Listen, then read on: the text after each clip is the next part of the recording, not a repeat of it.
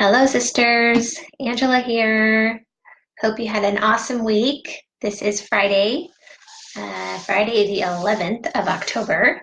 And sorry for the delay. I was so confused. I opened up my Bible and was trying to find our readings for this week, and nothing looked familiar. And I'm like, did I really forget everything that we read this week? And I was in the complete wrong book. So I was in Romans, and of course, we're supposed to be in First Corinthians 9 through 12, and I was in Romans trying to think, I don't remember reading this at all this week. Like, where have I been? What happened to me? So now that I'm in the right book, this week from the last time we met on Tuesday. And so from then till now, readings were chapter 9, 10, 11, and then today's 12. Yes, today's 12, chapter 12. So to catch you up, a brief little summary here. So chapter 9, my notes, and I have been posting the pictures every day, I believe. I'll go back and make sure of that. In my margins here for chapter 9, next to it says a pattern of self-denial. I wrote fruit and planter because Paul was both, and we often are sometimes, both the planter, so we are out sowing the seeds and sharing the message, but then sometimes we're also the fruit, right? We're also the fruit of someone else's planting. So it's a process. Sometimes all you do is plant and you never get to enjoy the fruit. Sometimes all you do is harvest someone else's work. And sometimes you're just constantly watering and you don't get to be the excitement of planting that first seed. You don't get to see the harvest. You just get to kind of be the guy in the middle. So don't be discouraged. We all have our purposes and they all are meaningful. So I wrote that next to chapter 9. And then next to verse 19 in chapter 9, I wrote, meet them where they are. So instead of going around and when Paul would run into people who weren't in the church yet, instead of telling them all of the horrible things they're doing wrong or bashing them over the head and making them feel bad, instead he found common ground with them and met them where they were. So I wrote next to that, meet them where they are, because that's still true today. If you want to win somebody over, you have to meet them where they are and then create a relationship, and then they can hear you. If you don't take those first steps to do that, then they're not going to hear you. Even if you're offering them the best gift in the whole world, which we are, they're just not going to hear you. They just can't, because you're speaking over their head and all the way around them, and you haven't taken the time to acknowledge them as a person and their needs and meet them where they are. So if you feel like you're planting and you're watering and you're just getting so exhausted and you don't understand why you're not, no one is excited about what you're sharing with them, it could be that you skipped that step and you ran straight into the relationship without getting the permission to share. So be sure we're doing that. Chapter 10, in my margin, I wrote Exodus because he is reminding them about Exodus and about the wilderness time of the Jewish people, and giving examples back to Old Testament and bringing back current today. So even back then, like sometimes I run into people and they're like, oh, the Bible, that's like ancient history. It doesn't matter to us anymore. Well, even in this day, right? So Exodus was ancient history to them. That was a long time ago. Why are you telling me about Exodus? Our people have been out of Egypt forever, right? I never even was in Egypt myself. So why are you talking to me about Egypt? Well, same today. So people are like, I wasn't alive during the Roman Empire conquest and all that stuff. Why do I care what happened in the city of Corinth? What does it matter to me? Well, that's because, you know what, history repeats itself. And if you are paying attention to this chapter, this book, there's a lot of similarities to this world that they lived in and our world that we live in now. So that's why history is so important, because it does repeat itself. And if you don't learn the first time, you're going to have to repeat it the second time. So if you see it coming again and you have learned your lesson, then you know that you have tools to react and respond instead of having to relive the painful lesson all over again. Let's see. So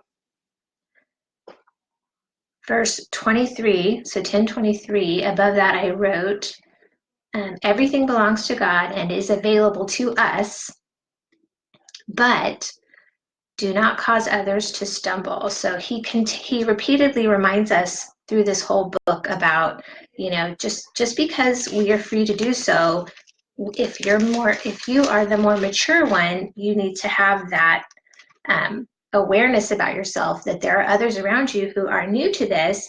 And like we were saying last time, they learn by seeing you do life. And as they're learning and they're growing in their knowledge, they're going to rely on other people who've been doing it longer. And so if you're doing something that could appear to be allowing something that is not actually allowed, if you don't understand what it is, then you're causing someone to stumble. So we have to be very aware of our actions. So he was specifically talking about eating and drinking in this one. Therefore, whether you eat or drink or whatever you do, do all to the glory of God. Give no offense either to the Jews or the Greeks, to the church or to the church of God. Just as I also please all men in all things, not seeking my own profit, but the profit of many, that they may be saved. So again, meeting them where they are, getting a grasp on their understanding of their world as it is, and then making sure not to cause confusion by your actions counteracting what you're telling them. So if you're telling them, hey, did you know that this is not okay, what you're doing, this is not okay, but then your actions, you do it because actually you've been freed to do whatever. You're not under the laws and the customs anymore. So you have this freedom. But if you just sat and told someone they couldn't do it, but then you do it, they're like, I don't understand. What's the difference between you doing it and I doing it just because you said that I shouldn't? So you have to be very careful. And we do that sometimes in our own local churches, do as I say, not as I do. It can be very hard.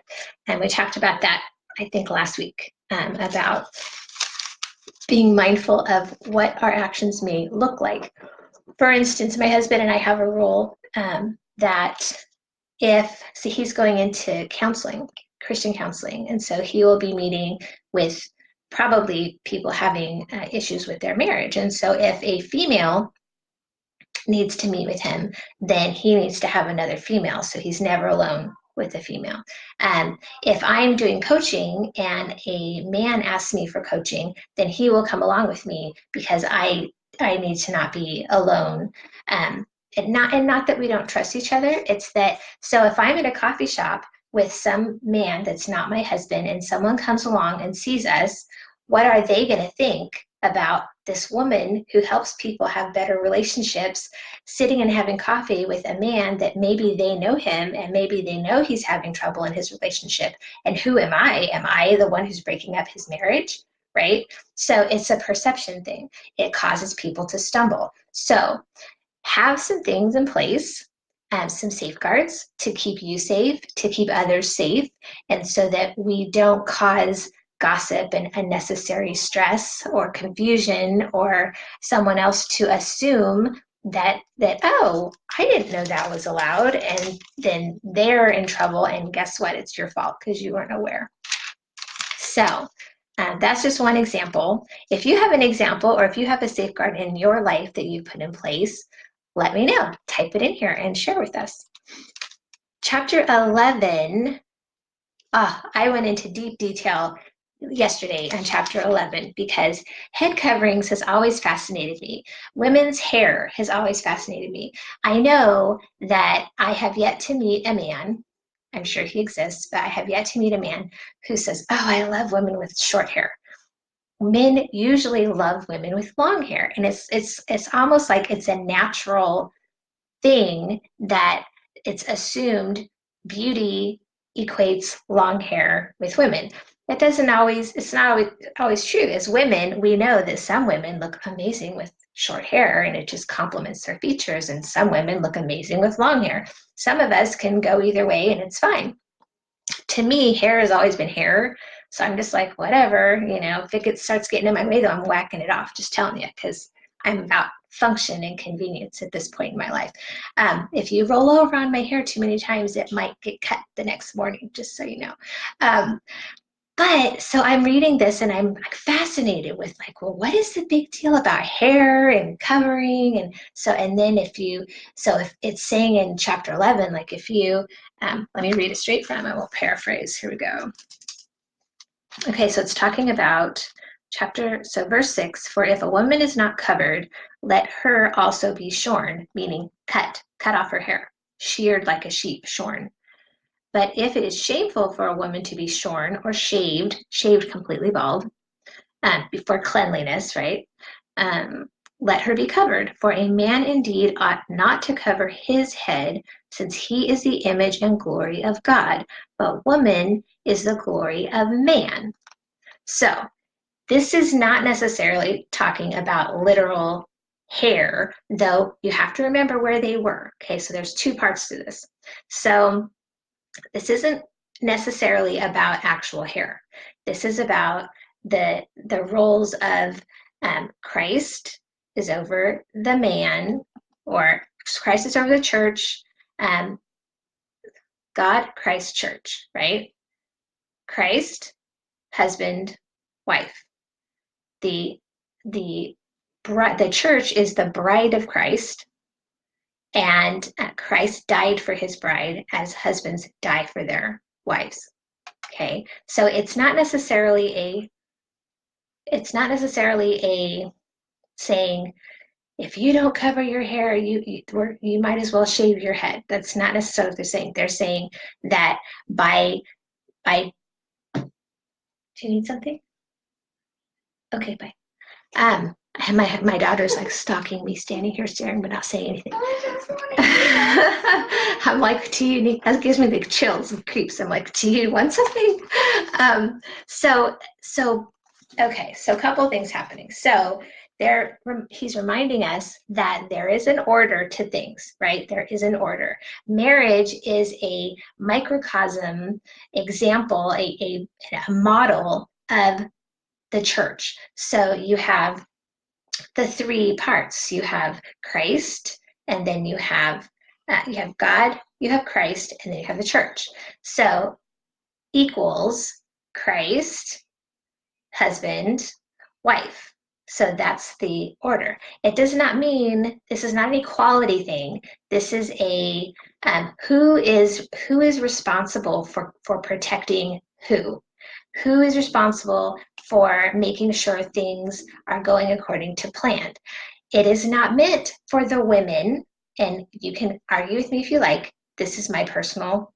It is a relief for me to not be the one holding all the weight of our family on my shoulders. I enjoy having my husband lead. I enjoy supporting him to be the leader and the head of our family as long as he is following Christ. Now, if he veers away from following Christ, then it is my duty to step in and say, I'm not quite sure about that direction that you're going, okay? If he is following Christ, I am not supposed to step in, and I shouldn't have the urge to step in and correct him, because that would be like correcting Christ. If he's doing Christ's will, then I need to line up with him, because we should both be doing Christ's will. So if you're having issues in your relationship, it could be that someone is not pointed in the right direction. That's usually a good indicator for our family. It does not mean that you are lesser or they are more. It means his job is to protect to death, to the point of death, for his family. He is to die daily for his family. and do the will of Christ and make sure they are doing the will of Christ. Okay, he's the leader. Okay, and our job is to follow him as we would follow Christ, which should not be a burden because that's what we're supposed to be doing anyway. But he acts as the buffer. He's like our protection. He's like our bodyguard that goes and pushes the crowd up away from us and keeps us safe and gives us that margin of protection. Okay, so sometimes us women, we can get a little ruffled and be like, well, what are you saying? I'm not as good as you. And that's not what this means. Okay, now the other thing about hair is, remember Corinth. Corinth, if you can imagine, you get off the boat.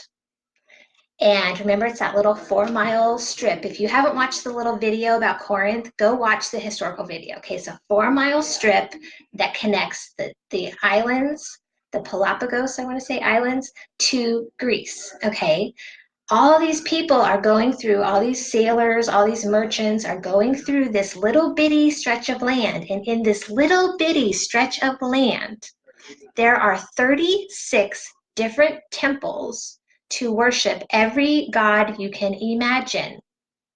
Okay? Many of those temples, and if you are a studier of history and you know like Greek mythology and other mythologies, there were priestesses. Okay? Part of their worship and their ritual was priestesses with wild, long hair and very revealing. Remember, this is the island also where Aphrodite, you go to the top of the mountain and you can get serviced by the prostitutes at the temple and consider that to be worshiping that god. So there was a lot going on, and there's multiple layers. So you have priestesses with long flowing wild hair, and they would get full of whatever spirit they were worshiping, and they would run around and be loud and do all kinds of outlandish, what we would think would be outlandish things, right? And kind of scary. Well, the whole idea of this letter that Paul is writing to the Corinth church is to say, remember, you have been set apart.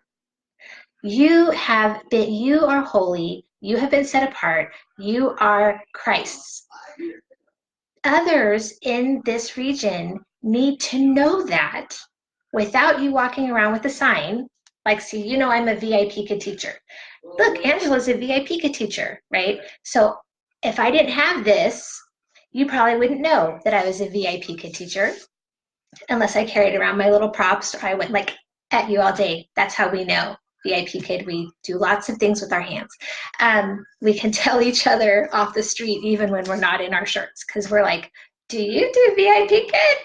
Yes, awesome. Yes, so because we have hand signals. Anyway, Christians should be able to identify each other because we should not look like the rest of the world, right? So the world at this time, Corinth, 36 different temples to worship in, some of them with really loud, dynamic priestesses who were like, blah, blah, blah, blah, with whatever, and their hair all wild and crazy and, you know, looking, and however they were dressed, I'm sure was not modest.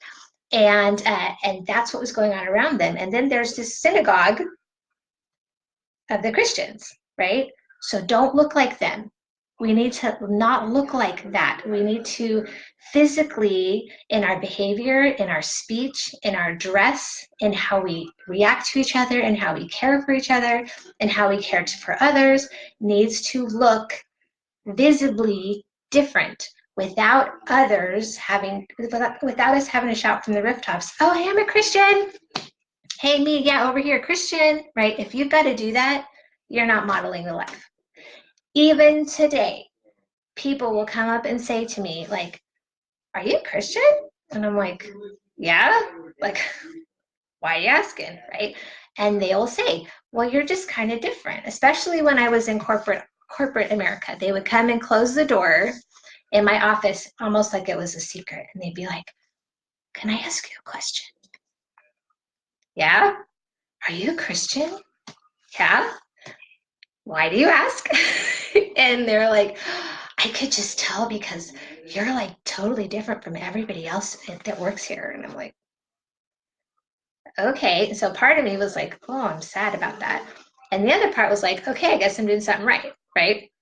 When people stop asking you, or if they ask you like this, I thought you were a Christian, then either you've ruffled their feathers a little bit with something that they're convicted on. Just being in your presence has convicted them of sin of some kind going on. So it's going to be thrown back at you like, well, that's not very Christian of you. Okay, that could be the attitude you're getting. Or it could be you're not walking the walk that you are talking the talk for, right? You may have this office full of crosses and all these awesome scriptures on your wall, and then you're sitting here gossiping about somebody, or you're, skimming the books at work and, doing things that are not above board and not have integrity. And that would cause someone, even outside the church, to say, I thought you were a Christian. So listen for the tone you're getting. Is it like a, well, I thought you were a Christian? Or was it, I thought you were a Christian? Okay. So indicators. So what are people saying to you? Right? How do they know that you are set apart and that you are different and you are not of this world? You're just walking through this world. Okay. We're just visiting. So we're not supposed to be getting comfy. We're supposed to be here doing business and then getting ready to move on. Okay. Take as many with you as you can. All right. So that catches us up to today. So let's see. Okay. I'm going to quickly go through and hit some highlights for today. And I did take a picture and with my markings and all. If anyone has questions, hey, Laura, thanks for hopping in. If you have questions, type them in. I'll also go back through and look at those who watch the replay. And like I said, if you have any other thoughts or ahas or anything, tips, anything, type them in and share with us, or you're always welcome to go live on your own as well, or take pictures of your Bible notes or your journal notes or whatever. This is a community, okay? Don't be shy. All right, so verse 12, and mine is titled Spiritual Gifts, Unity in Diversity. And I wrote above mine, Christ equals one body with many gifts. I love, this is one of my favorite chapters of Corinthians, of First Corinthians, because I suffer from this.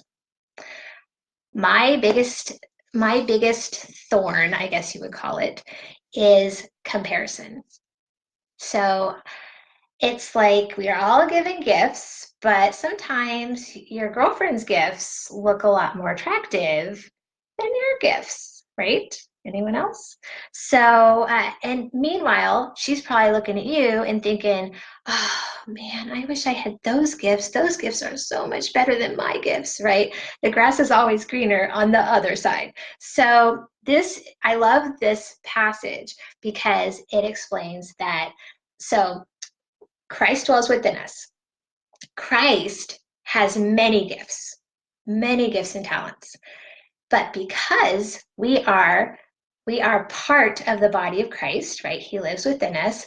We are a part of the body, right? There are many parts of the body. We have fingers, we have hands, we have a head, we have eyes, we have ears, we have a mouth, right? So, sorry, my VIP kid's coming out. So we have many parts of the body. There are many parts of the body of the church, which is the body of Christ. And when the body is united, all the gifts are present and are reflected to reflect Christ.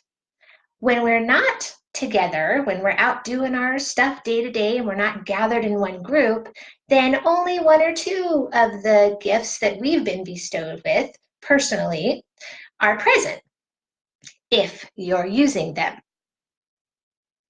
Okay, so we've each been given the gifts and talents. We've each been given a personality and tools to use those gifts and talents in the environment that we're planted in. And we've been given the amazing ability to adapt to that environment. And part of that is based on our gifts.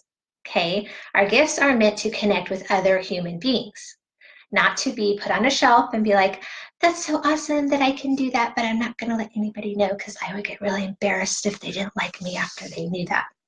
There's some gifts that I have that scare people when I use them. So, because people go, how'd you do that? I'm like, I don't know. It just happened. I don't know. So if you've done a personality insight with me, I have been given this gift that I can see people's um, blueprint. I can see how they're wired. And yes, I use an assessment, but I look at an assessment and I can tell you how you were born and why you were created that way and what God wants to do with you and what happens in your life, whether I've ever been with you on a daily basis or not. I can tell you what your life looks like and how to fix that and how to help people and how to use your gift in that way. If you combine all your pieces of your pie together, it's a beautiful picture. But we don't know that, and we need other people's help sometimes. So that's my gift.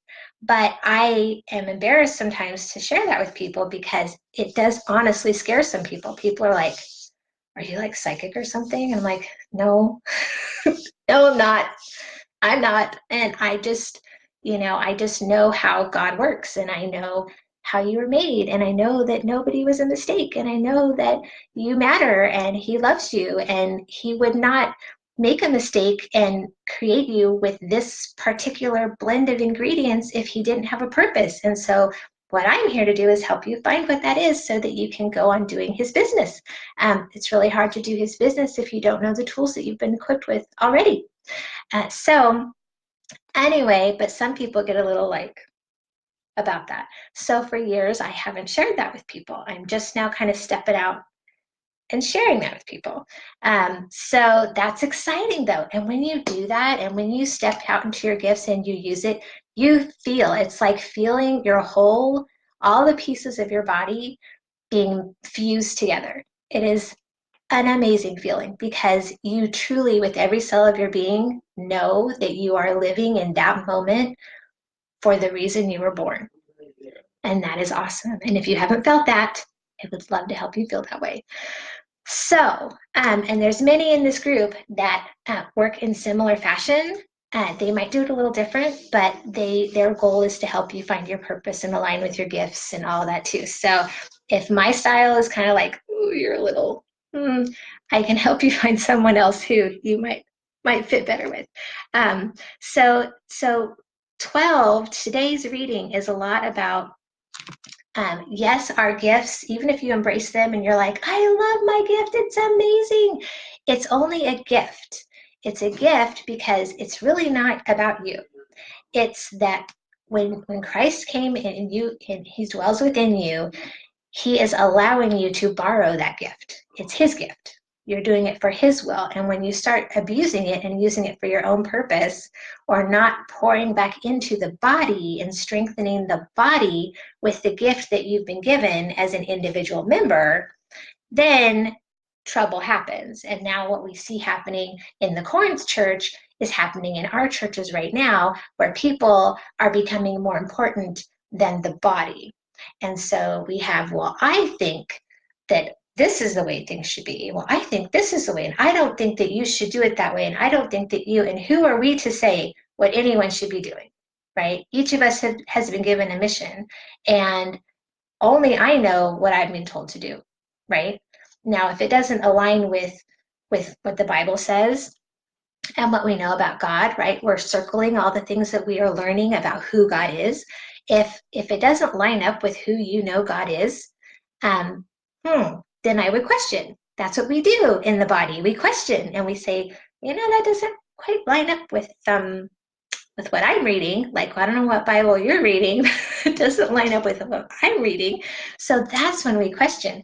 But a lot of times what happens is people start getting successful individually, and we forget where our success comes from. We forget where our gifts come from. We forget the purpose of those gifts is not to become powerful on our own and pull away from the body. The purpose is to embrace your gift, maximize that authority that you've been given, and empower the body and bring people into the fold of the body so that we can unite and become stronger and become one. And then all of the gifts and talents and pleasures and joys and all those aspects of Christ and God that we've been circling through this study will all be felt and enjoyed by the whole body, not just by one person in a small fragment of a little bit of gift that they've been given.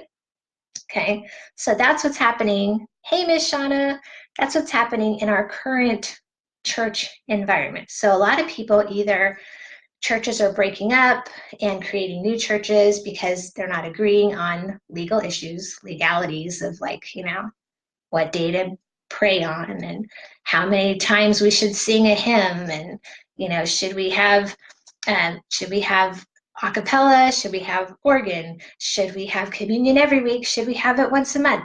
Should we dress up, or should we be casual? Should the women cut their hair, or should they not? Should they wear makeup? Should they not? Should the men shave their beards? Should they not? Should the women cover their head? Should they not? Like, oh my goodness, seriously, like, if we really boil down all the reasons that people are splitting the body and pulling it apart, it's like drawing and quartering Christ, right? Like, we're all one. We are all one. These fleshly bodies are temporary. We are all one. So what's happening, especially here where I live, I don't know where not everyone lives right in me, but my community here, a lot of people, they say, oh, I believe, but I don't go to church. Like, church, not my thing. But I believe, I'm totally good. I read my Bible, got a great relationship with God. I'm good. And that's great. That is great. That's amazing. That is the goal, right? To have that relationship. But you're missing the body. And there's a different completeness when you can have this great relationship. That's awesome. But when you come together, like we are here with other people who share and who are members of the body, and they all come together in this big family reunion, and everyone shares their struggles and triumphs and the joys, and we cry together, and we laugh together, and we eat together, we have coffee together, and that's where Christ is, and that's where he is most pleased. Yes, he wants to be with you individually, and he wants all your attention. Yes, absolutely.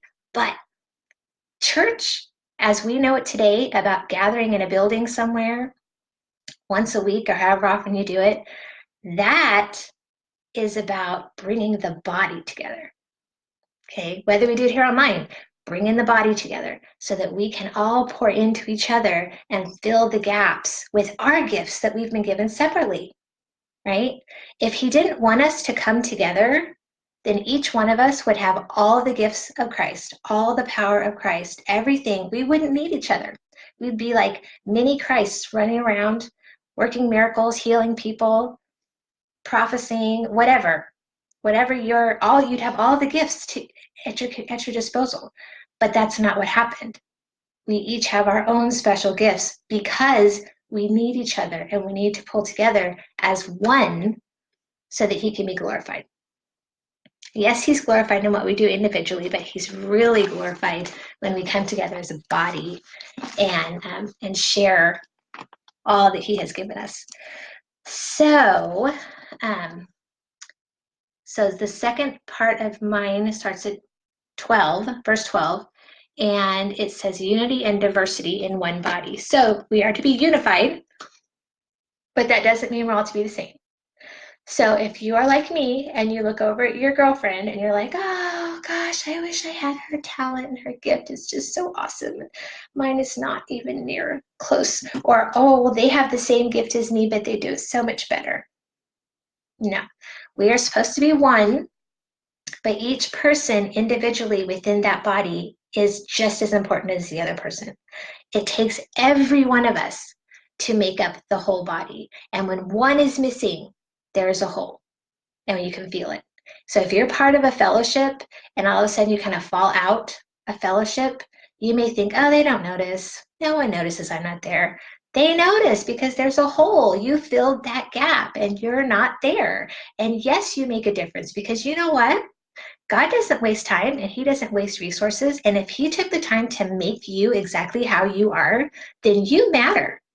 You matter, and only you can do what he has designed and called you to do. Now, if you choose not to do it, of course, he's not going to stop his will for one person.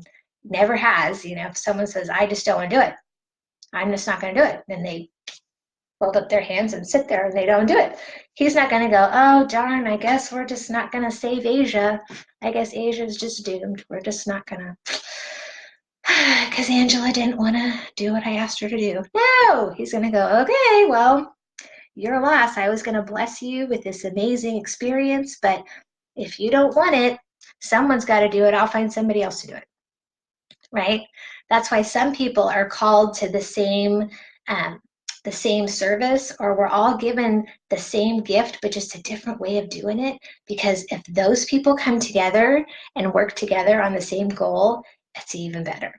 It's even better. But just in case someone can't do it, so something happens or they fall out or they're having some conflict, there's others to come in and make sure it gets done. It might not look the same. It might not be as wonderful, but it will get done. So we need to be unified and celebrate our differences. These days, it feels like the only way we're allowed to celebrate our differences is if we are separated.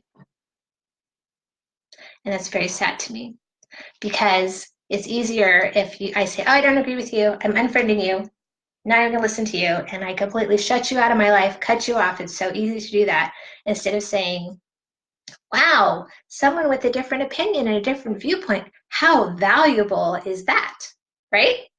We're still in the body. The body does not always agree. The body does not always on the same page with things. We all have our different missions and our different priorities, but we're still part of the body. We can still love each other in our missions. We don't have to agree with 100%. And if we all agreed 100%, again, there wouldn't be a need for more than one of us. One of us could accomplish everything. There'd be one person sitting here in the world. How boring would that be? Okay, so I don't know what the answer is, but I pray about this daily, that we can figure out how to pull this fractured body back together and heal each other. Because the only way to heal the separate people is to pull us all back together and work on being one body with many different ways of viewing things. And it's okay to do that because God loves all of us. Okay, he called all of us. No one's better than anyone else.